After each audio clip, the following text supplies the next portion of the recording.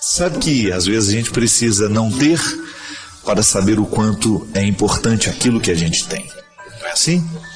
Você também não faz a experiência de não ter para descobrir, né? De ter um período de ausência para descobrir um valor?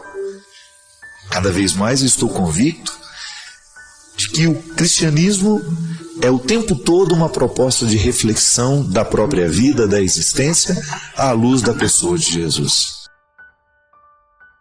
Por isso que a gente precisa conhecer Jesus. Porque quanto mais a gente conhece Jesus, mais a gente descobre quem a gente deve ser. É olhando para Jesus, é conhecendo a sua palavra, conhecendo o seu jeito de agir, o seu jeito de ser, que nós vamos tecendo a nossa cartilha diária da conversão. Você recorda quando você era menino, menina, e que você começou a aprender, quando você começou a ter as primeiras lições na escola? Você não tinha uma cartilha? O que era a cartilha? A cartilha era um referencial do processo que você precisava viver para aprender. É assim?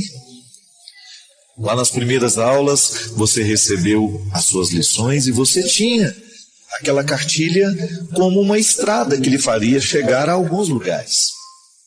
A cartilha, eu me lembro da minha. Consigo até lembrar da foto que tinha na capa. Chamava-se Caminho Suave. Que de suave não tinha nada, né? É tempo de aprender. Uma outra cartilha que eu tive também. Qual era a importância dessa cartilha? Nos ajudar a ter um referencial para que a gente pudesse crescer, para que a gente pudesse evoluir, para que a gente pudesse avançar. O cristianismo é também uma proposta de ser uma cartilha de crescimento.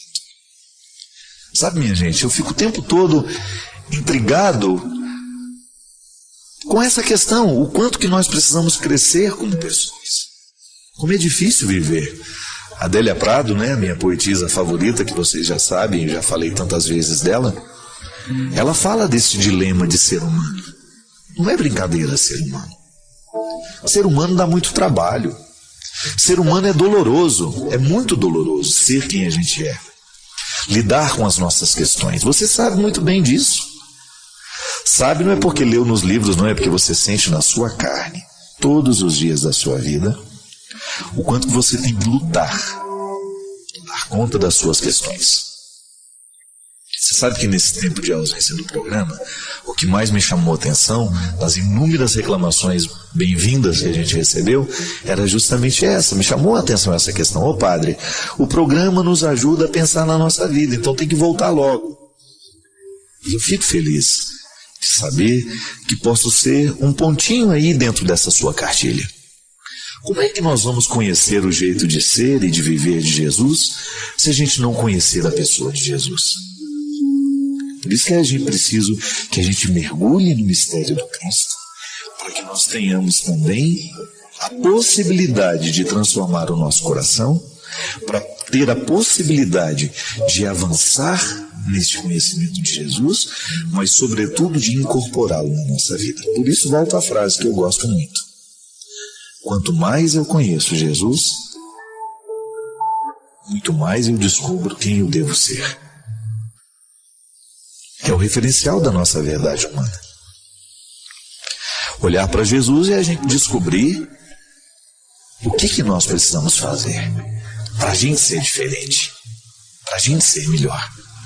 O que você precisa mudar aí no seu coração para que você seja uma pessoa melhor? Todo mundo tem um cantinho do coração que precisa de reformas. Não foi assim com o nosso cenário? Ele começou a despencar aos poucos. Foi, Célia, ele despencou aos poucos, né? Um dia quebrou um pedacinho, não esse, né? Que esse está todo bonito porque está todo novo. Um dia quebrou um pedacinho de uma pilastra. Um dia quebrou um pedacinho da mesa. Eu me lembro que teve um dia que a gente não podia sentar, que a cadeira estava meio torta. É assim, as coisas envelhecem. Aquela poltrona de vaca que era linda no início, depois ficou uma coisa horrenda, né? Foi assim? Aquela vaca mugiu muito aqui no cenário. Foi muito tempo que ela ficou aqui. Mas veja bem, chegou um momento em que a gente descobriu que já não era mais funcional. Aí é o tempo da reforma. Você já observou que a mesma coisa acontece com a gente? Que de vez em quando a gente também dá defeito? A gente dá uns enguiços de vez em quando. E se a gente não conserta? Eu me lembro. O cenário foi ficando velhinho aos poucos e a gente foi vendo o envelhecimento dele, só que a gente estava ocupado com tantas coisas e a Canção Nova tem tanta demanda que acabou a gente não fazendo a reforminha que precisava fazer para que ele não despencasse tanto, e é o que acontece com a gente. Muitas vezes nós também vamos estragando um pequeno detalhe. E se a gente não conserta o pequeno detalhe que está estragado, depois você fica uma peça inteiramente estragada, aí ninguém dá conta. E aí é o grande problema. Porque eu não tenho como falar assim, nós vamos jogar você fora e vamos fazer. É a partir do que existe que a gente pode mudar, do que a gente pode transformar. E eu acredito nisso. É nessa antropologia que eu resolvi acreditar. Eu acredito na proposta de Jesus. O ser humano tem jeito. Você pode até ter um momento de desânimo, de pensar, não vou ter mais jeito. Tem sim. Descubra o pedacinho aí do seu coração, da sua personalidade, que pode ser modificado, e não tenha medo da luta. Trabalhe para que isso que em você está prejudicado e fragilizado seja consertado. Nós acreditamos nessa possibilidade. Mas qual é o nosso referencial para a gente consertar? Porque às vezes a gente, na tentativa de consertar, a gente piora. Olhe para Jesus. É por isso, minha gente, que a nossa palavra aqui não tem sentido se ela estiver desvinculada de Jesus. Porque na hora que você desligar a televisão, na hora que essa luz se apagar, que esse cenário novo e bonito não estiver mais diante dos seus olhos, é você e Jesus. Aqui o programa pode até lhe ajudar a descobrir aquilo que em você pode ser diferente. Mas o construtor é Jesus. É Ele que vai lhe ajudar nessa reforma. É Ele que vai trabalhar todas as mudanças que o seu coração precisa. E sabe que é muito bom a gente pensar que é Ele que faz. Porque Ele nos ama. E quem nos ama nos reforma do jeito certo. E a nossa proposta continua a mesma. Ajudar no processo da reforma interior, da restauração interior, de todas as pessoas que estão ligadas conosco.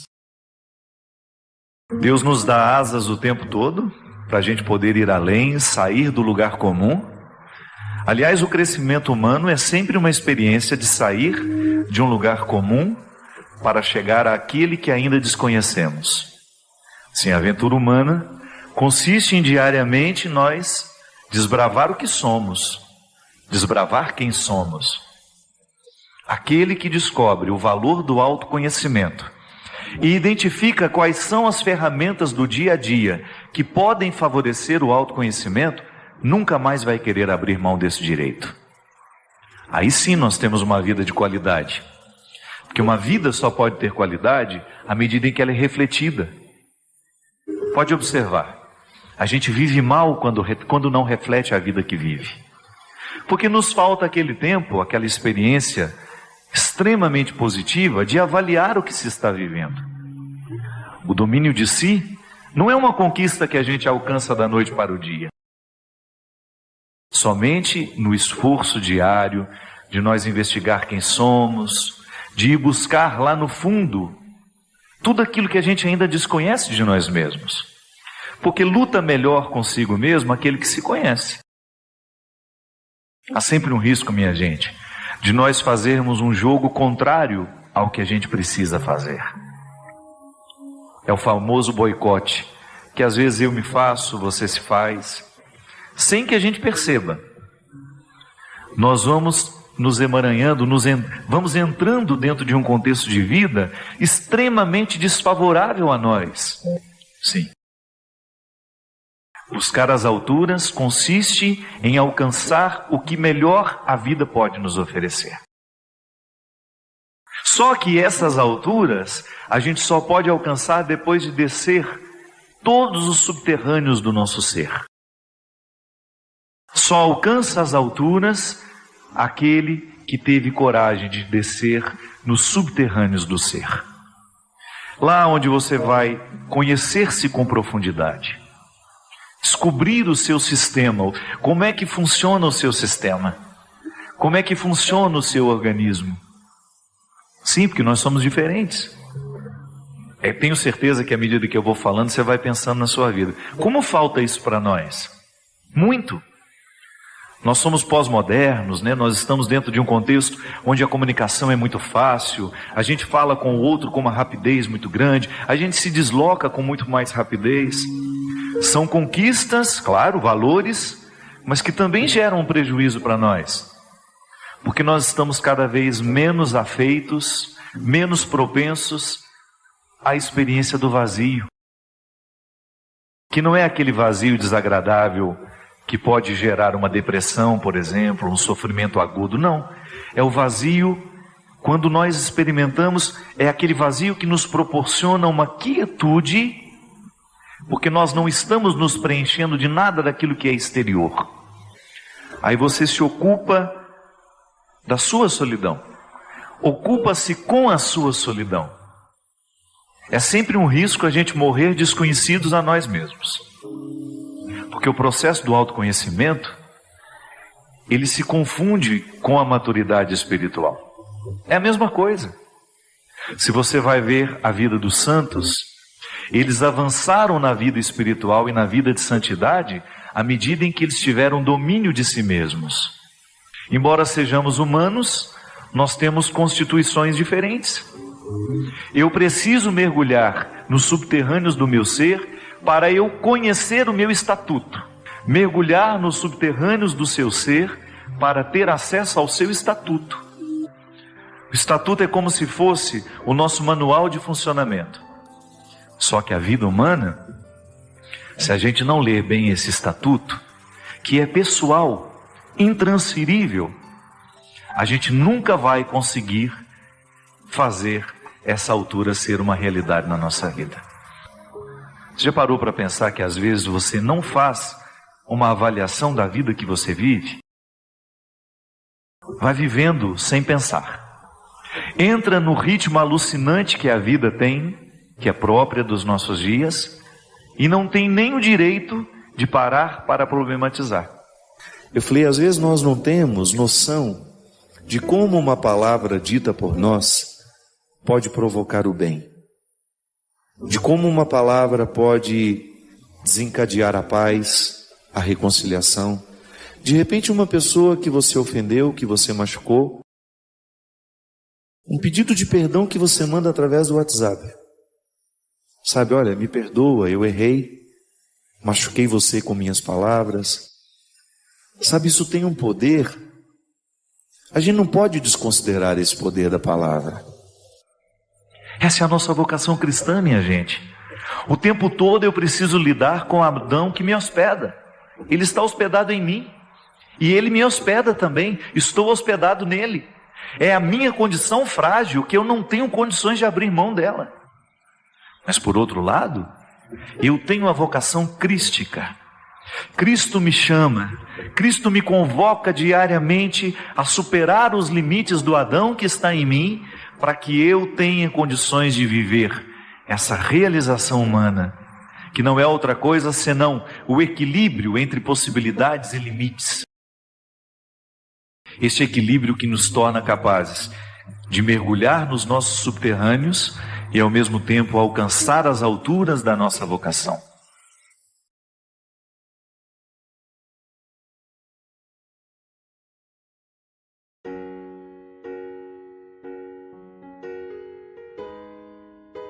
Eu lembro que na semana passada nós falávamos de pessoas que têm dificuldade de tomar decisões que lhes são favoráveis. Por quê? Porque estão escravizadas ao sofrimento. Interessante isso, não é? Triste de perceber que muitas vezes nós entramos em processos viciosos tão autodestrutivos que nós perdemos a capacidade de decidir por nós. São relacionamentos que escravizam, relacionamentos em todos os âmbitos, né? Desde um namoro, uma relação de amizade, até mesmo uma vida conjugal. Quando você percebe que você para que aquele relacionamento dê certo, você tem de perder a sua pertença. Você tem de abrir mão de tudo que você é. Isso é cruel, não é? Isso não é amor. A gente pode até acreditar na capacidade que o humano tem de viver um certo martírio pelo outro. Mas isso não pode se transformar em aniquilamento do ser. Mesmo porque se eu aniquilo quem eu sou, eu deixo de me possuir e eu não tenho o que oferecer ao outro mais.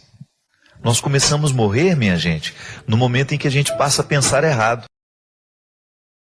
No momento em que a gente substitui um pensamento bom por um pensamento ruim. Quando nós substituímos um pensamento positivo, né? Quando a gente acorda de manhã e você, ao invés de perceber o que está sendo bom, você se fixa naquilo que está defeituoso. E então você impede o seu coração de estar em harmonia, de bater favorável, né? E coração que não bate favorável apanha. Nós não podemos ter um coração que fica apanhando o tempo todo. A fragilidade não pode nos assustar. É como um cristal. Eu tenho uma peça na minha casa que é preciosa. Então eu tenho que guardar de um jeito que ela não esteja exposta aos riscos de ser tratada de qualquer jeito, né? Por quê? Porque ela é de cristal. Ela é frágil. Então, o que é frágil me indica que haverá um cuidado maior. Nós não temos almas rudes. Nós temos almas frágeis. E por isso que dentro de nós precisamos passar constantemente pela experiência do cuidado, pela experiência da compaixão, pela experiência da amorização. Porque se a gente não coloca amor nesse coração, se a gente não converte o nosso coração, querer o bem vai ser sempre um processo penoso para nós. Então, é nesse território que nós somos, que nós travamos essa luta diária de começar a ter um coração que seja amigo. Então, quando eu tenho a facilidade de alimentar sentimentos opressivos, por exemplo, eu estou sendo desfavorável ao meu coração. Porque uma pessoa que é dominada por sentimentos opressivos, por pensamentos opressivos, ela vai ter muita dificuldade de viver harmoniosamente, de buscar equilíbrio nas coisas, nas realidades. Quando nós dizemos a expressão coração, nós estamos falando da nossa totalidade. É como se houvesse em nós um centro onde tudo é decidido, né? E na verdade o nosso coração é o cérebro, né? O que realmente decide todas os sentimentos, tudo aquilo que nos povoa é no cérebro. Mas nós gostamos de dizer que é o coração que decide, quando nós estamos nos referindo às dimensões emocionais que também são cerebrais, também são racionais. É tudo aqui, na nossa cabeça. E é aí que entra a questão. Quando eu tenho um coração que me é favorável, quando o meu coração está convertido, eu não vou precisar fazer muito esforço para querer o bem. Isso é fantástico, minha gente. A gente identificar que a conversão, a verdadeira conversão, faz com que o bem seja natural em nós. Nessa música a gente tem a frase também de São Paulo, que nem sempre a gente faz o bem que a gente quer. Por quê? É a concupiscência. Uma palavra difícil, né? Que fala de uma coisa muito simples. O que é a concupiscência? A tendência natural que nós temos de errar. E a conversão é isso, é você colocar a concupiscência num certo controle. É você identificar que em você existe uma fragilidade que precisa de cuidado. Eu sempre gosto desse exemplo. E é interessante a gente compreender que a conversão, essa aproximação que nós fazemos de Deus para ter um coração melhor, gosto sempre de dizer isso, o processo religioso na vida humana é justamente para nos ajudar a lidar com as questões humanas. A espiritualidade, ela só é benéfica a partir do momento em que ela transforma o que é carnal. E aí sim, na dimensão corpórea, né? Na dimensão material da vida, nós experimentamos os benefícios da espiritualidade. É no corpo que nós vivemos a mística. E é por isso que a conversão é sempre uma transformação de mentalidade. São Paulo já falava isso. Então Paulo entendeu que a conversão é a mudança de mentalidade. O verdadeiro cristão é aquele que está constantemente passando por um processo de transformação mental. Olha que fantástico isso. Você sabe que cada vez que você aprende uma coisa nova, o seu cérebro é modificado fisicamente? Ele sofre modificações físicas. Então, quando nós mergulhamos no mistério do cristianismo, nós começamos a assimilar um jeito de ser e de pensar de Jesus. Se você for pensar, hoje nós somos proibidos de viver o nosso cristianismo? Não. Só que nós estamos dentro de uma sociedade que está fechando o cerco, cada vez mais. A partir do momento que nós assumimos o cristianismo como uma proposta de vida, fazer o bem deve ser uma satisfação, um prazer. Você sabe disso, já cansamos de falar isso aqui. A agressividade, ela é absolutamente necessária na vida humana. E como é que nós devemos exercer a nossa agressividade? Sonhando alto, buscando no nosso dia a dia a melhoria de nós mesmos. Porque se nós não fazemos isso, nós vamos começar a agredir as pessoas. Fisicamente até. Vamos agredir com as nossas palavras, vamos agredir com os nossos gestos, com a nossa postura. Existem pessoas que nunca levantaram a mão para dar um tapa no outro, na outra pessoa, mas é agressiva o tempo todo. A agressividade que nós precisamos ter é aquela que não nos permite ficar estacionados naquilo que nós já alcançamos de nós mesmos. Essa sim é a agressividade a que Jesus se referia.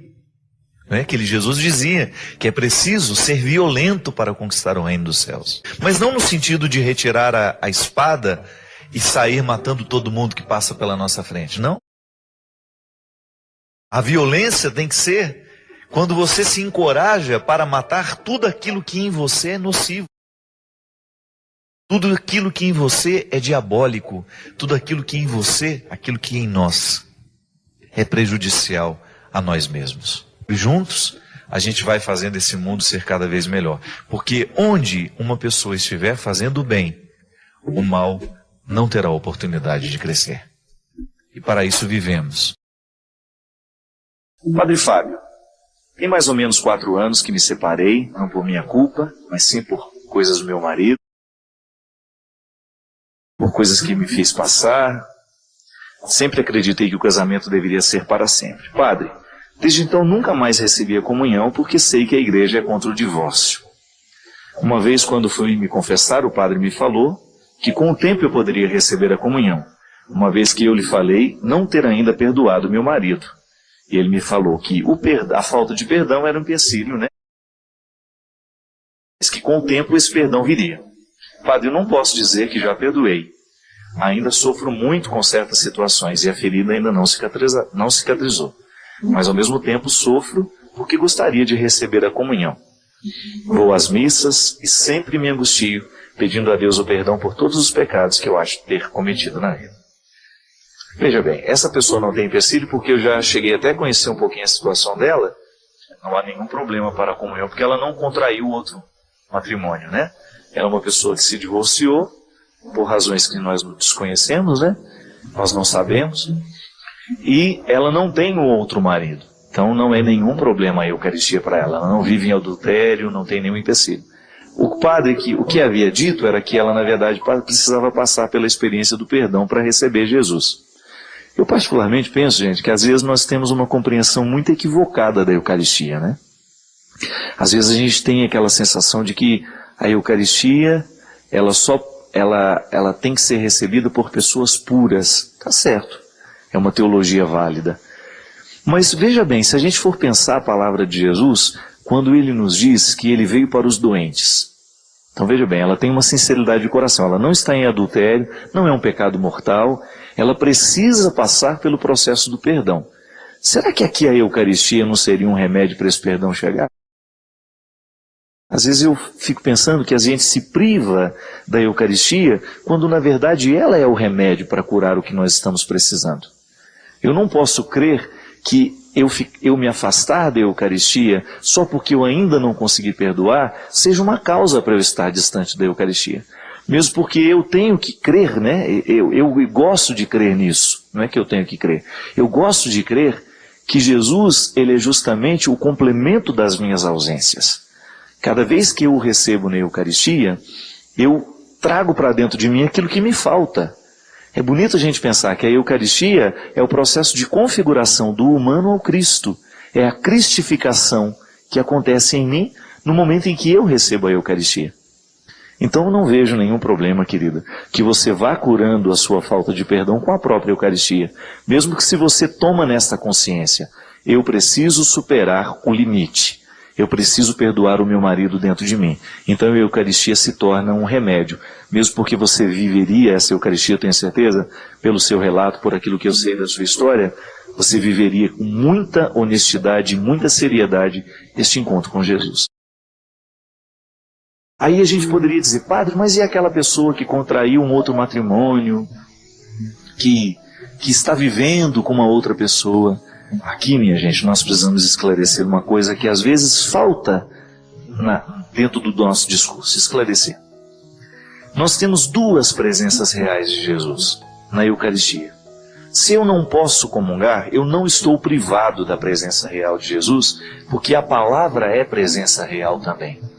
Tão bonito você pensar isso. Cada vez que você lê o Evangelho, você tem sacramentalmente a presença real de Jesus naquilo que ele fala. É simples você entender isso. Quando você recebe uma carta de alguém que está do outro lado do mundo, aquela pessoa não é real nas suas mãos no momento que você lê a carta? Tudo aquilo que ela lhe diz, você consegue chorar. Você se emociona com as palavras que foram escritas porque houve uma ponte. A distância foi superada. As palavras cumprem o ofício de fazer ser próximo aquele que está distante. Eu particularmente sou adepto da palavra, eu gosto da palavra. Eu acho fantástico a gente pensar que a vida pode ser diferente a partir das palavras. O mundo pode ser diferente a partir das palavras, tanto da palavra que a gente fala, quanto da palavra que a gente pensa. Porque a gente sempre pensa também a partir das palavras. A presença de Jesus é real no Evangelho. Como receber uma carta que faz chegar aquele que estava distante. Então toda vez que eu leio a vida de Jesus, eu estou diante de sua presença real. Cada vez que ela é proclamada dentro do contexto sacramental da liturgia eucarística, então eu tenho uma presença real de Jesus me impactando do mesmo jeito que a Eucaristia pode nos impactar. Para muitas sensibilidades, para muitas pessoas que têm uma sensibilidade mais aguçada com a palavra, eu posso lhe dizer que às vezes é mais fácil sentir a presença real de Jesus na proclamação da palavra que até mesmo na Eucaristia. Tudo depende da sensibilidade de quem está recebendo. Então não é nenhum problema para nós. Ninguém está fora do banquete. Ninguém precisa se sentir julgado fora. Não. Só descubra que você tem um limite e que a partir desse limite você participa da outra presença real de Jesus. Só que aí você tem que ter um cuidado a mais. De no momento em que a palavra for proclamada, você faça ali a sua comunhão. Você viva o seu momento de intimidade com Jesus. Isso é muito bonito. Você perceber que a palavra estabelece pontes. A palavra faz chegar aquele que é ausente. E Jesus sempre vem para curar o nosso coração de todo o processo de ausência, de sofrimento. O que a gente não pode é perder a oportunidade de exercer bem a nossa palavra.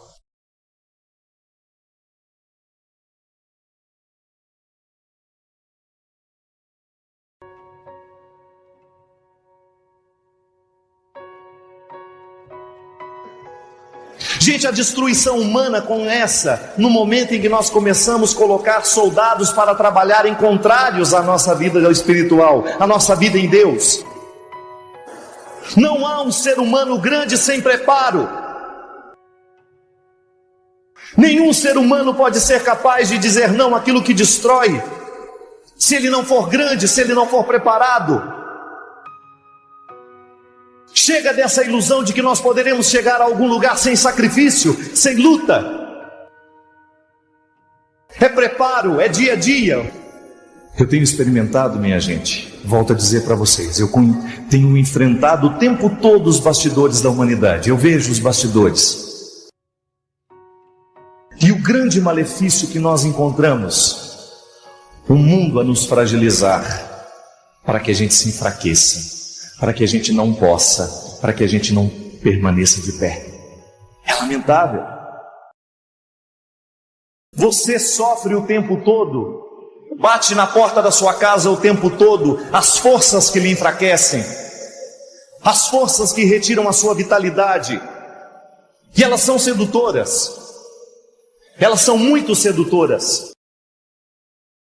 É impressionante como nos dias de hoje o processo cultural e social enfraquece o ser humano, fragiliza ainda mais este ser humano, porque quer reduzi-lo a uma espécie de não posso, não sei decidir.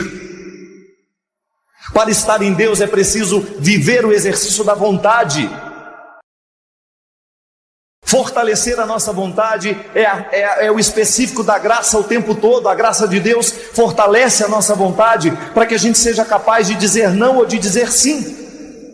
E aí entra justamente o diabólico do mundo, minando as nossas forças, impedindo-nos de dizer o sim na hora que a gente tem que dizer sim, o não na hora que a gente tem que dizer não. Na experiência que nós tivemos do navio, uma mulher me comoveu muito ali, com cara de mãe, colo de mãe,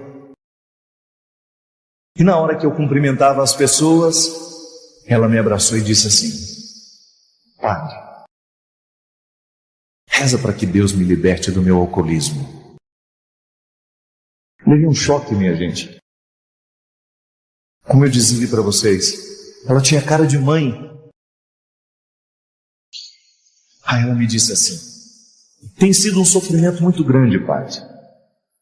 Eu não consigo me libertar do alcoolismo. Perdi um filho há um tempo atrás e desde então eu virei alcoólatra. Gente, eu fiquei tão impactado pela confissão daquela mulher, pela coragem dela. Porque é difícil a gente assumir as nossas fragilidades, né? Sobretudo o alcoólatra. O grande problema do alcoólatra é que ele sempre diz: eu posso parar na hora que eu quiser. Eu não sou alcoólatra. Eu posso parar na hora que eu quiser. Veja bem, mas um eu posso sem bastidor, sem luta. Por isso que ele nunca vai poder. Volto a dizer, o que nos autoriza a dizer tudo posso são os bastidores da nossa vida. Que aquela mulher com aquela coragem de dizer: eu não consigo dizer não ao álcool, Padre. Minha gente, eu não sou o primeiro a ouvir, nem serei o último. Tenho certeza absoluta que todos nós aqui, todos, sem exceção, conhecemos pessoas que estão na mesma situação.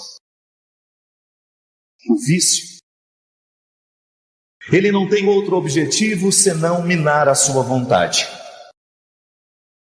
impedir a sua capacidade de decidir, colocar confusão na sua capacidade de decidir. E é impressionante o quanto isso vai fazendo com que a gente se transforme no objeto dele.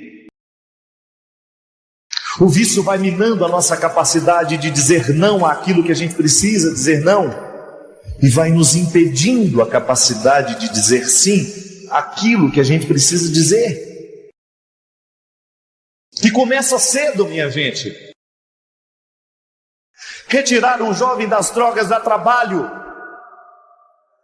porque ele não está acostumado a tudo poder. O que o vício fez com ele foi justamente o contrário.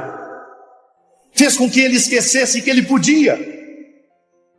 Jogou na miséria, jogou na sarjeta, humilhou, Porque não tem, gente, como é humilhante você ver um ser humano embriagado. É isso que faz o vício com a gente. Ele nos humilha, pode observar. Será que aquela juventude tão bonita, mas humilhada, não percebe que alguma coisa está errada na sua escolha? Que não é bonito você permitir que uma substância tóxica, alucinógena, seja maior do que você. Homens e mulheres empilhados nas sarjetas, homens e mulheres jogados pelo chão como se fossem animais, sem preparo. Retirar um ser humano dessa situação é difícil. A comunidade Betânia está lá o tempo todo lutando, e tantas outras comunidades por esse Brasil afora que lutam para recuperar jovens que os infelizes dos traficantes não amam. Os infelizes só enxergam o dinheiro que eles vão retirar, só enxergam a riqueza que eles vão possuir, com a droga que vão vender. Ele não está nem aí com o trabalho que você teve para que o seu filho crescesse, para que o seu filho fosse um homem de bem, para que a sua filha crescesse, para que a sua filha fosse uma mulher de família, para que a sua filha pudesse ter o direito de crescer, de ter filhos, de ser feliz, de ser uma mulher preparada. O traficante não está nem um pouquinho interessado nisso. O traficante não está nem um pouquinho interessado que o seu filho seja capaz de dizer não. Aqui, no meu coração, eu não aceito que a morte entre. Que preparo. Em algum momento da vida nós estamos errando. Nós estamos nos esquecendo que é preciso a gente se preparar para ser pai, que é preciso a gente se preparar para ser mãe, que é preciso a gente se preparar para construir uma família. É como oferecer amor àquele que não sabe obedecer. Não adianta nada você oferecer a regra a quem precisa obedecer se você não oferece amor. E toda vez que você oferece amor a um ser humano, o amor puro, o amor desinteressado, você está oferecendo Deus. Não existe fórmula mágica para levar Deus ao coração dos homens. É levar amor, é levar misericórdia, a capacidade de olhar para Ele na sarjeta e amá-lo mesmo assim.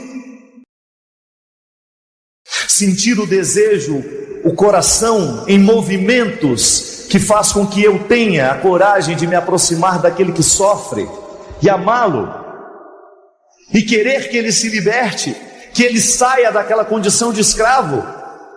Ninguém pode ser se não passa pelo processo do ser. O vício vai embora no dia em que a gente quer de verdade, mas queira mesmo, queira de verdade. Queira com todos os sacrifícios que você terá que viver para essa libertação acontecer. Você decide por você, você decide pela sua casa, você decide pela sua família, e você está desejoso de viver na sua carne. Tudo posso naquele que me fortalece. Isso não pode ser uma conversa fiada. Quando nós temos uma sociedade despreparada, os resultados serão catastróficos mesmo.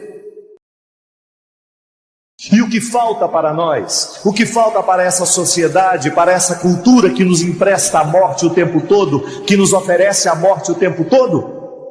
Capacidade de dizer não e de dizer sim. O que vai fazer a diferença é o quanto a gente consegue lutar a favor ou lutar contra aquilo que nos salva. Deus não tem outro desejo para a criatura humana senão salvar-nos. Deus não tem outro desejo para a humanidade senão oferecer-lhe a salvação. Deus não tem outro desejo para a humanidade senão fortalecê-la, para que ela seja capaz de encher o peito e dizer: tudo posso naquele que me fortalece. Se o vício nos escraviza, então nós precisamos apresentar alguma proposta que nos liberte. E eu tenho certeza que muitos de nós já experimentamos na nossa carne o poder libertador de Jesus. Quando você descobriu que Jesus lhe ensina coisas boas, que não tem nada nessa vida que possa ser mais precioso do que você saber que Ele te olha com um olhar de predileção, que Ele te ama, que Ele lhe quer bem. Deus ama você, meu irmão. Para recuperar homens e mulheres, Deus é a fórmula principal. O resto é consequência.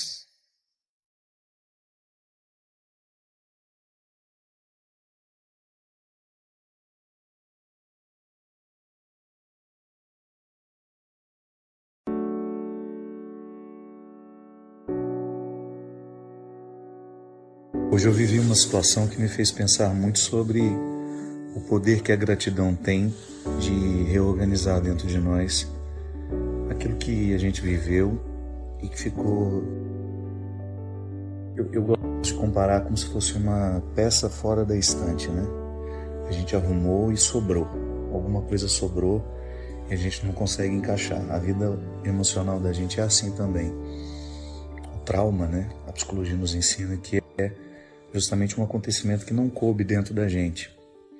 Numa fase da vida eu fui traumatizado pela fala de alguém, por um acontecimento, então eu não soube acomodar dentro de mim, porque quando eu sou criança eu não tenho os filtros da maturidade que me permitem não deixar que aquilo que está sendo dito, que aquilo que está sendo feito possa me machucar tanto. Por não ter esse filtro, eu acabo vivendo o trauma, que é a minha incapacidade de guardar de uma forma positiva aquilo que eu vivi. E chega um momento da vida que tudo isso vem à tona, né? As faturas do vivido sempre chegarão nas nossas mãos. E hoje eu estava pensando de como faz diferença, na hora que nós vamos viver essa organização, a gente ser movido pelo sentimento de gratidão, que é justamente uma forma de se perdoar, né? Às vezes a gente não consegue olhar para aquilo que a gente viveu, para aquelas situações em que a gente fracassou, em que a gente não teve condições de dar a melhor parte, de fazer da melhor forma. Então aquilo não cabe dentro de nós e a gente vai levando uma amargura e que não faz sentido, né? Porque a amargura que a gente sente hoje não corrige o erro do passado. Eu sempre gosto de fazer a diferenciação entre a culpa e o arrependimento. Essa incapacidade de guardar dentro de nós, de armazenar de uma forma harmoniosa o que a gente viveu, geralmente gera culpa. Então eu me sinto culpado porque eu não dei conta, porque eu fui reprovado, porque eu fracassei, porque eu não passei, porque eu não alcancei, a minha meta não foi cumprida.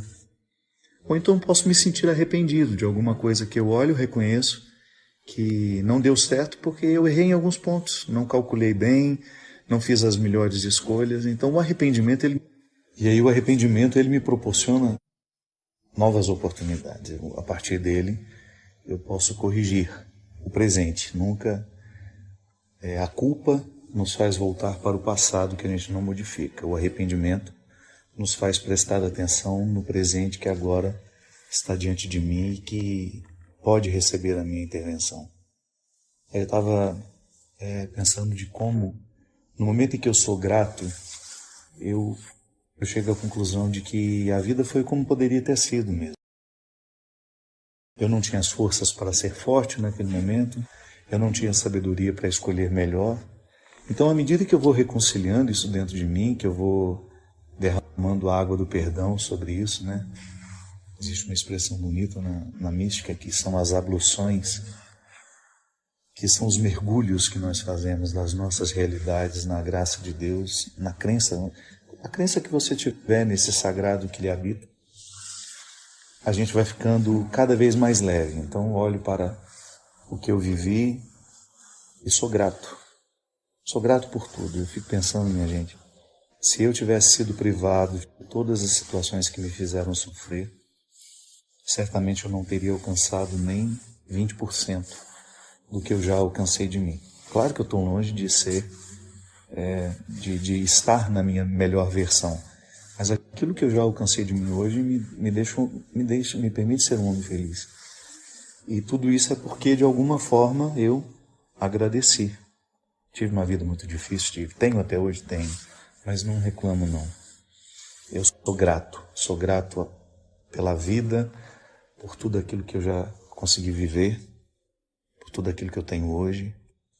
Essa gratidão com a vida eu aprendo muito com a minha mãe, que sempre teve uma vida muito, mas muito difícil. Aliás, a história dela me inspira muito. E eu nunca vi, assim, na minha mãe um traço de rancor, de mágoa. E todo mundo que conhece minha mãe sabe, né? Ela tem um humor delicado, ela é engraçada, ela não precisa contar piada para fazer a gente rir. Muitas pessoas até num primeiro momento se aproximam dela porque é minha mãe, né? Mas depois que descobrem o ser humano que ela é, eu só fico pequenininho perto dela. Ela tem uma gratidão natural. Eu sinto que minha mãe colocou tudo o que estava desarrumado dentro dela na estante das emoções. Ficou tudo muito bem guardado. E hoje, quando olho para ela, eu tenho a oportunidade de ver um ser humano de bem com a vida mesmo. Me ocorre muito uma frase da tia Judite, que é a tia do Marcos Montenegro, que perdeu um filho, assim como minha mãe perdeu também. Ela contou toda a história, que é muito triste, e depois ela sempre finalizava assim, mas está tudo certo. É isso mesmo, acho que quando a gente vive essa reconciliação diária com aquilo que nos aconteceu, a gente não vai dormir com os ressentimentos. E aí isso nos livra de nos sentirmos vítimas, coitadinhos de nós, olha como eu sofro. Porque na verdade esse é o grande, é o fato que nos paralisa, né? Quando a gente começa a se interpretar com vitimismo. Acho que fica muito mais leve a gente olhar para a vida, por mais difícil que ela seja, e ela é difícil para todos nós. Aí a gente olhar bem nos olhos dela e dizer, dona Vida, a senhora não me deve nada, está tudo certo. Vamos continuar porque está tudo certo. Desejo do fundo do meu coração que nessa semana de Páscoa você tenha a disposição interior de mergulhar em você, identificar o que está morto e o que precisa receber o sopro de uma vida nova. Às vezes nós vamos vivendo a nossa vida sem muita reflexão. Eu falo muito isso, né? Nós somos muito mais reativos do que reflexivos. E é justamente a reflexão que nos faz compreender ou perceber aquilo que nós estamos errando. Não há uma outra forma de você identificar na sua vida se você está acertando com você, com os outros, ou se você está errando, a não ser refletindo. Que é justamente a oportunidade que você tem de jogar o olhar para dentro. O livro começa falando justamente disso. Em algum momento da nossa vida, a gente desaprende de olhar para dentro. Eu aprendi muito isso peregrinando. Minha amiga Fabiana sempre falava isso, que o peregrino é aquele que anda de fora, mas que também tem que andar por dentro. Os lugares por onde eu passo me sugerem entrar dentro de mim. E é verdade. Quando eu entro dentro de mim, eu tenho contato com as minhas verdades, com aquilo que às vezes está inconsciente em mim, eu não sei, mas acaba provocando reações na minha vida, porque o inconsciente, embora ele seja desconhecido, ele é extremamente atuante em nós. Eu tenho atitudes hoje que estão muito ligadas ao meu passado, e são inconscientes os motivos que me fazem agir assim ou assado. Claro, acessar o inconsciente é um assunto difícil de ser tratado aqui. Como podemos fazer isso? As terapias podem nos ajudar, mas eu preciso ter um modo de viver que seja terapêutico. Eu preciso ser também meu analista. Você precisa ser seu. Porque senão a gente fica vivendo sem saber exatamente quem somos, o que podemos, o que queremos. Quantas pessoas eu encontro pela vida que estão vivendo uma vida que não querem e às vezes estão infelizes porque nem sabem que não é essa vida que elas querem. Se acostumaram a ela, se adaptaram a ela. E o livro é justamente uma reflexão sobre isso. Eu coloco 2 personagens porque é romanceado. Então é um homem que está se preparando para ir trabalhar e de repente ele percebe que tem uma criança dentro do quarto. E como ele já está no estado de arrebatamento, ele não problematiza o fato de ter uma criança dentro do quarto dele. E ele começa a estabelecer um diálogo com ela, com essa criança, que é uma menina, que começa a fazer algumas perguntas para ele. Uma pergunta simples, né? O que você enxerga quando você se olha no espelho? E ele responde muito praticamente, meu corpo, né? Ela, mas o que tem além de tudo isso? E pronto, aí começa uma conversa muito interessante, que é um diálogo do homem com a consciência. A consciência é uma menina, uma criança, e eu quis dar esse simbolismo porque, geralmente, quando nós acessamos a nossa criança, lá não existe muito disfarce. Nós somos muito verdadeiros quando somos criança. E depois, à medida que a gente vai ficando educado, a gente costuma soterrar muitas das nossas verdades para que a gente... Então, às vezes, nesse processo de adaptação, para a gente ser aceito, nós abrimos mão de quem somos. E aí passamos uma vida inteira fazendo coisas para as quais a gente não foi feito, estabelecendo relacionamentos que não agregam. E esse homem vivia justamente isso, trabalhava demais, já não tinha nem tanto tempo pela frente, porque chega um momento da vida em que a gente tem mais passado do que temos de futuro. E ele precisava se fazer essa pergunta, como é que ele gostaria de gastar esse restante de vida que ele tinha? Não é justo a gente olhar para o tempo que a gente tem e nem saber quanto tempo a gente tem, sabendo que nós vamos desperdiçar aí mais 2, 3, 4 anos numa situação que a gente sabe que não é pra gente, que não nos faz felizes, que não nos realiza. E aí esse homem se encoraja a ir conversando com essa menina ao longo do livro, claro, num primeiro momento cheio de resistência, porque todos nós não gostamos de ser desafiados quando nós identificamos que não estamos coerentes. A incoerência é um desconforto. E aí, à medida que eles vão conversando, o diálogo vai abrindo a mente dele e ele vai entrando dentro dele, fazendo essa viagem interior que eu falava no início. Tão necessária, minha gente. A qualidade da nossa vida depende do quanto a gente se conhece. E é bonito porque quanto mais eu me conheço, mais eu encontro Deus que está em mim. O encontro de Jesus com a samaritana me fala justamente disso. Ele diz para ela, chegará um momento que não será aqui, nem ali, nem acolá que você vai encontrar-se com Deus. Mas é quando você viver e estiver em espírito e verdade. Isso é, quando você estiver em você, ali você terá a oportunidade de estar em Deus.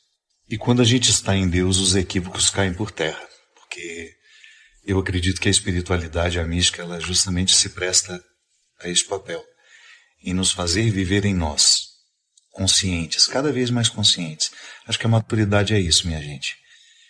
É a capacidade de perceber o que nos envolve, a vida que nós estamos vivendo e ter liberdade de decidir se nós queremos ou não continuar assim. Boa oportunidade que a gente tem de proporcionar-nos mesmo essa proeza de renascer. Às vezes nós estamos tão necessitados de um sopro novo, de um novo ânimo, de uma nova forma de olhar. Eu gosto de viver para esclarecer. Eu gosto muito de cantar aquela música disparada. Eu vivo para consertar. Tudo aquilo que eu encontro de errado, eu gosto de ajudar a consertar. E fazer esse papel na vida das pessoas é muito, muito precioso. Saber que de alguma forma a minha palavra, a minha reflexão, aquilo que eu aprendi com Jesus, que faz parte da minha vida e que está tão integrado em mim, possa ajudar a libertar outras consciências também. Bem a sós, recobra teus cuidados já esquecidos, coloca ao colo o teu ser franzino, a tenra idade, os prados imaculados da divina infância, e conceda-te a delicada subversão de renascer. Se a gente quer resultado, nós temos que lutar. Não adianta, nada vai cair do céu. Nada cai do céu.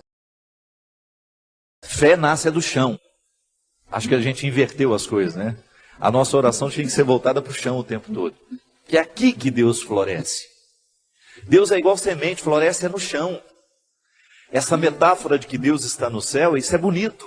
Mas é aqui, ó, é pisando nesse chão que a vida acontece. A força que Deus me dá, a força que Deus lhe dá, é para que a gente consiga plantar o jardim. Ninguém prometeu que nossa vida seria um jardim de flores, mas Deus prometeu a força para a gente plantar. Eu estou aqui, graças a Deus, cheio de saúde, tenho o meu esforço nessa história, tem, mas eu É dom de Deus em mim. Eu faço a minha força. Quer passar no vestibular? Estuda. Não tem essa história, ô padre, reza para mim. Não vou rezar, não. Se você não estudar, minha oração não serve para nada neste momento. Se você não estudar, você não adianta ficar sentado, ajoelhado diante do Santíssimo, com o livro na cabeça. Ô Senhor, me ajuda a passar no vestibular. Faça primeiro a sua tarefa, depois você tem o direito de esperar pelo dom. É aquilo que a gente fala, sempre. Nós só temos o direito de esperar pelo impossível depois que fizermos tudo o que nos foi possível. Agora tem um outro detalhe. Ela está dizendo aqui, padre, tudo é muito difícil. Pode ser que você esteja prestando atenção demais no que é difícil. Aí tudo fica mais difícil ainda.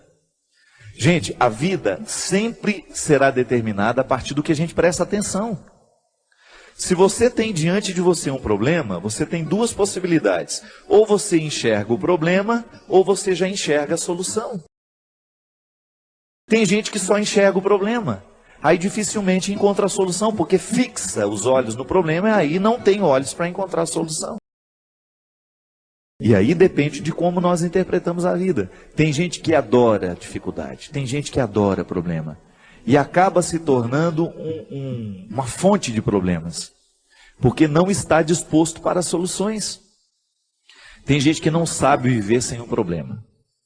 No meu livro que eu vou lançar tem uma personagem interessante, que ela é ficcionada nas doenças, ela adora ter doença. O sonho da vida dela é ter um plano de saúde. A alegria dela é receber um exame em que ela está precária. A alegria dela é contar as doenças, a dor de cabeça que não passa, é a pedra na vesícula. Tem gente que gosta disso, tem gente que presta atenção só no que é ruim. Mas não pode ser assim, minha gente. Esse espírito pessimista só nos faz ver o lado negativo das coisas. Pelo amor de Deus.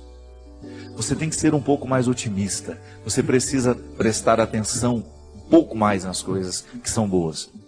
Outro dia eu recebi um e-mail muito interessante. Dizem que tinham duas crianças brincando no gelo e de repente o lugar em que uma delas estava quebrou e ela caiu e ficou presa ali dentro. E a outra criança, num ímpeto de salvar aquela outra que estava ali dentro, quase morrendo já congelada, retirou o seu patins e começou a quebrar aquela outra parte lateral para que desse espaço para retirar o amiguinho que estava ali dentro. E com muito esforço aquela criança conseguiu. Milagrosamente, ela buscou uma força tão grande dentro dela que ela conseguiu, mesmo não tendo força suficiente para isso, ela conseguiu quebrar aquele gelo com o patins. E quando chegou o adulto, que viu a situação, não acreditou.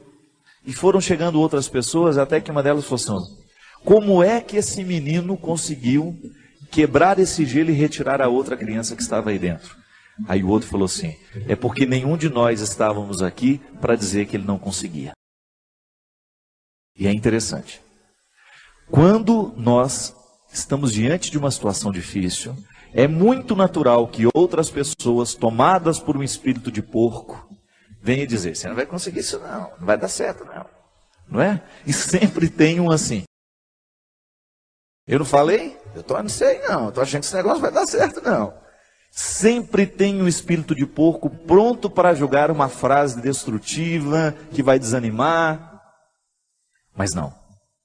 Se a gente não presta atenção nesses discursos, nós vamos extrair coragem dentro de nós de um jeito que a gente não sabia que tinha. Então, minha filha, às vezes, tudo está tão difícil. Não, não é bem assim. É que nós olhamos tudo de maneira difícil. Não é que tudo está difícil, é que nós olhamos tudo de maneira difícil. Não pode ser assim. Nós precisamos ser um pouco mais otimistas. Dificuldade existe na vida de todo mundo. Elas estão por toda parte. Agora, a maneira como nós encaramos essas dificuldades é que vai fazer a diferença. São 5.000 pessoas para 5 vagas. Não fique preocupada, viu?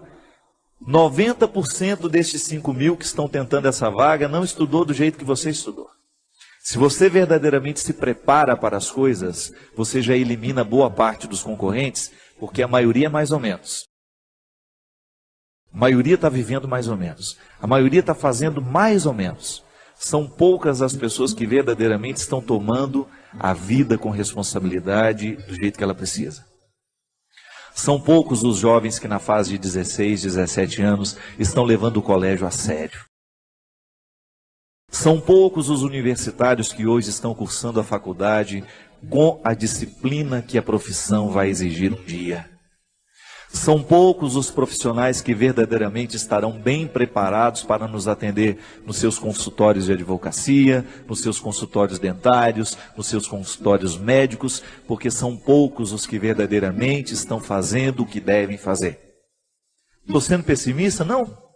É só você olhar para o jeito como estão vivendo os nossos universitários, a maneira como eles estão se preparando para a futura profissão. E eu sempre digo, quer ser um bom profissional, estude bem o que você está estudando. Porque você não tem o direito de ser mais ou menos. Não tem. A maior preocupação minha que eu tenho como padre, minha gente, é a qualidade dos nossos padres nos dias de hoje. Você que é padre sabe muito bem o quanto que você é exigido nos dias de hoje. Você precisa ser um homem de sabedoria. Você precisa ser um homem que estabeleça uma ponte com a cultura, com a sociedade. Não dá para você evangelizar do mesmo jeito que evangelizavam há 20 anos atrás. Não dá. Nós precisamos correr atrás da qualidade. Ninguém está fora disso. Você aí na sua área, você precisa correr atrás da sua qualidade. Você que é médico, você que é dentista, você sabe o quanto você precisa se aperfeiçoar para você continuar de pé no mundo de hoje. Hoje nós estamos no tempo da competência e não é problema. Isso tem que nos motivar para a gente querer, reconhecendo, ainda que seja um mínimo dentro de nós. Nós merecemos cuidar desse mínimo, chegar a aperfeiçoar cada vez mais esse processo, a aumentar cada vez mais as nossas possibilidades. E aí na hora que a gente esbarra na nossa fragilidade, a gente tem que aprender com ela. Ela não tem que nos desanimar. Mas muito mais que a qualidade profissional, antes dela, é a nossa qualidade humana. Muito mais que um bom médico, você precisa antes é ser um bom pai, ser um bom filho, ser um bom irmão. É isso que faz verdadeiramente a felicidade vir acomodar-se dentro de você. Não adianta você se realizar na sua profissão se você não se realiza como pessoa. E é disso que hoje nós estamos falando. É desse aperfeiçoamento humano. E na faculdade da vida a gente aprende o tempo todo. Não tem nenhum professor a nos ensinar a ser pai, a nos ensinar a ser irmão, não. É olhando nos olhos de quem a gente ama que a gente vai descobrir a medida certa, o aprendizado de cada dia, para que a gente possa ser um ser humano melhor no mundo de hoje. Chega de gente ruim, chega de gente incompetente como pessoa, chega de assassinos, chega de ladrões, chega de mentirosos. Vamos dar qualidade a esse mundo, a começar por você. Não importa de como você tenha vivido até o dia de hoje. A palavra de Deus para nós é sempre otimista. Deus continua vendo valores em você. Deus continua acreditando que o seu coração pode ser melhor. Deus continua acreditando que aí, nesse coração muitas vezes marcado pelos fracassos, existe uma vitória a que você pode chegar. Basta você não desistir.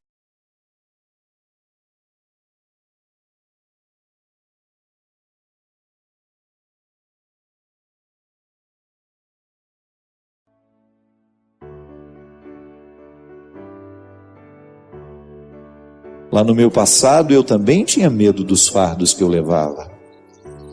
Tinha uma história difícil. Sim, uma história familiar pesada.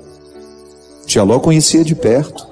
Tia Ló conhecia de perto os medos que eu trazia, as inseguranças que me foram colocadas pela estrutura familiar que eu tinha. Eu também estava cheio de fardos. Às vezes a gente assume coisas na nossa vida que não são nossas. Eu estava assim naquele momento, assumindo para mim uma vida que não era minha, mas que eu corria o risco de passar ali, desperdiçar a oportunidade de ser quem eu era, naquele momento, num ofício que não era para mim. Um fardo, que quando eu me aproximei de Jesus, eu descobri o significado disso. Ao fazer a experiência do Cristo, eu o recebo na minha alma, ele passa a ser o hóspede da minha alma, e ele começa a me ajudar a trabalhar comigo para fazer esse artesanato diário do meu caráter, da minha personalidade, percebendo o que em mim ainda não é semelhante a ele. fazendo comigo aquilo que talvez nenhum ser humano foi capaz de fazer. Nós somos tão necessitados, de ficar nessa presença de Deus e de refletir a nossa vida à luz dessa presença.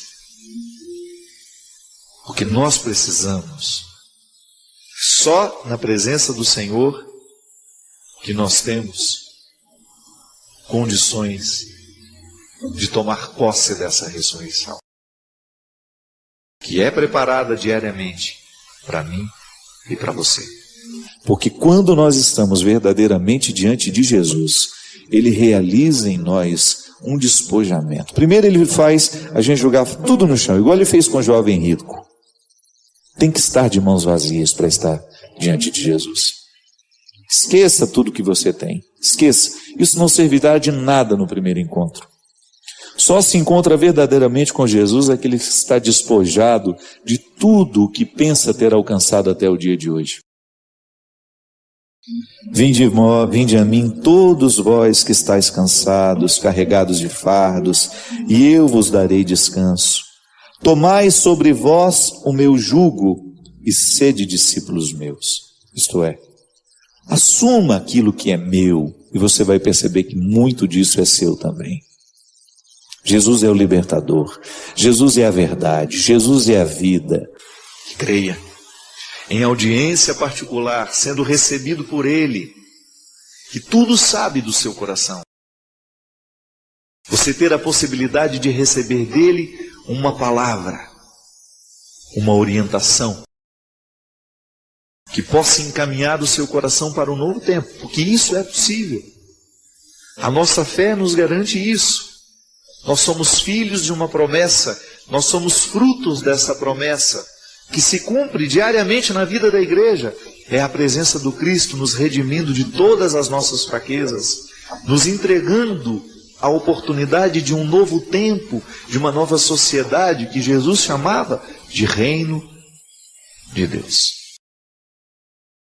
Tomai sobre vós o meu jugo e sede discípulos meus, porque sou manso e humilde de coração, e encontrareis descanso para vós, pois o meu jugo é suave e o meu fardo é leve.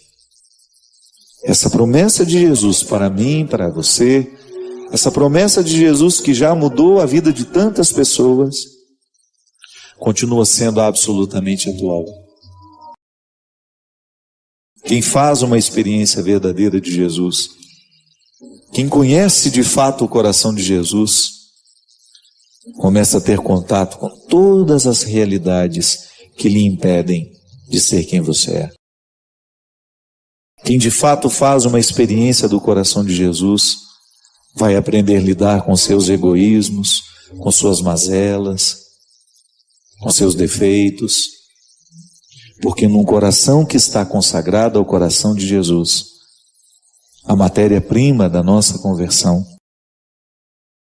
são as nossas misérias. É o reino dos céus, é o reino divino que já começa aqui. Ele é a esperança eterna para depois da morte, mas Deus nos ensina, através de Jesus, que o reino dos céus começa aqui. Quando nós nos amamos, quando nós nos respeitamos, quando nós nos cultivamos. Quando nós expulsamos do nosso coração tudo aquilo que possa impedir que os valores do reino ganhem espaço no mundo através de nós. Era o que Jesus fazia. Jesus era naturalmente terapêutico. Ele conseguia arrancar a vida do outro para uma partilha que nem sempre passava pela palavra. Que é assim mesmo. Às vezes a gente só pode superar uma fase da vida depois que a gente teve condições de partilhá-la com alguém. Depois da partilha é como se alguma coisa pudesse fazer avançar na direção de uma melhora, de uma superação. Na psicologia mesmo nós aprendemos que toda vez que nós temos coragem de falar sobre uma determinada realidade, que até então era só guardada por nós, que pertencia àqueles segredos que nós jamais tivemos coragem de contar a alguém, de alguma maneira a gente começou a superar. O silêncio nos amordaça, ele pode muitas vezes piorar uma realidade. Quando eu partilho, eu tenho condições de dar passo na direção de uma superação. É por isso que a conversa, ela é sempre terapêutica. É igual quando alguém percebe que nós temos talento para alguma coisa e a gente tinha medo de dizer que tinha vontade de desenvolver aquele talento. Você escuta aquele elogio e aquilo te enche de esperança. É verdade, eu vou me ocupar disso, vou dedicar-me para que esse talento venha à tona. A gente sabe muito bem o que Jesus provocou na samaritana, porque de alguma forma, em algum momento da nossa vida, alguém fez isso conosco. Alguém foi essa voz divina na nossa história, nos motivando a ir além, ir adiante. A gente cresce tanto quando a gente tem a oportunidade de encontrar alguém que fale o assunto que a gente precisa falar. É um processo terapêutico em nós. A amizade é naturalmente terapêutica, porque é quando a gente tem essa feliz oportunidade de partilhar aquilo que muitas vezes nos pesa, de dividir com o outro aquilo que nos assusta, colocar pelo recurso da palavra, por mais limitado que seja. Essa é a matéria-prima que agrada ao coração de Jesus, porque é a partir dessa sede, dessa necessidade que essa matéria-prima representa em nós, que Jesus nos oferece a água, da mesma maneira como ele ofereceu à samaritana. É uma água espiritual, não é a água física que mata a nossa sede, mas é uma água que tem o poder de colocar a nossa vida numa nova dinâmica, numa dinâmica absolutamente transformadora. E feliz daquele que acredita que este evangelho, que já aconteceu na vida de tantas pessoas, possa acontecer na sua vida também.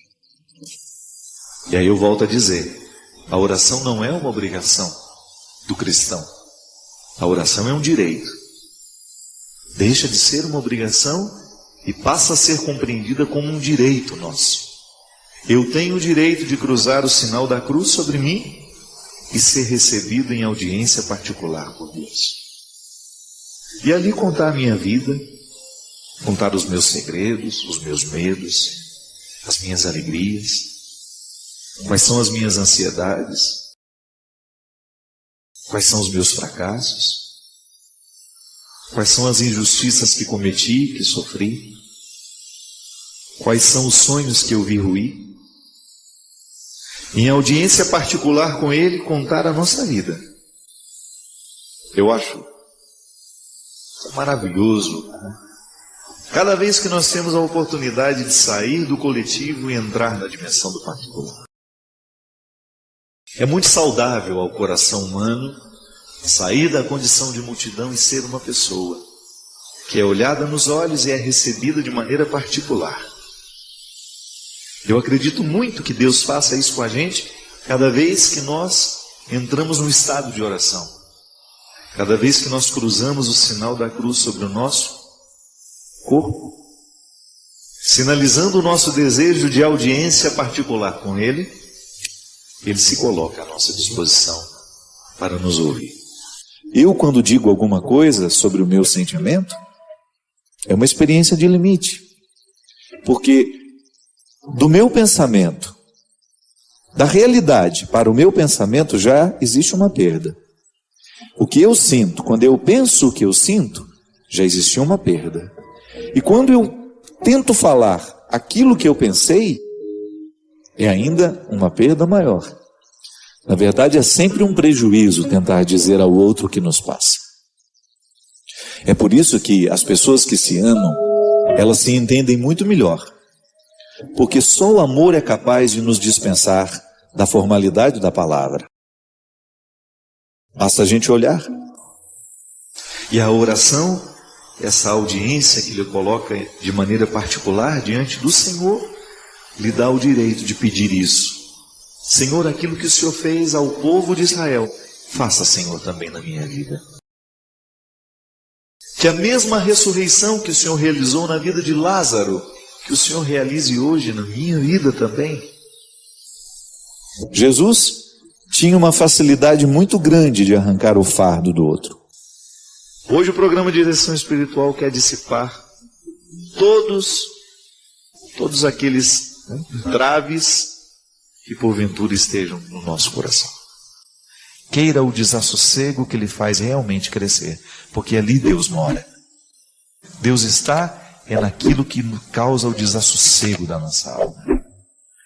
Quando você tem a oportunidade de inquietar-se, de questionar-se, e no questionamento e na inquietude, você traçar um plano junto com Deus, que você sabe que nasceu do coração de Deus para a sua transformação, que vai gerar transformação também ao seu redor. Porque onde existe uma pessoa em estado de transformação, de conversão, muitas outras também serão beneficiadas e que irão querer também aquela transformação, aquela mudança. Queira isso. Empenhe-se em descobrir no desassossego da sua alma o crescimento que você merece ter, que você merece viver.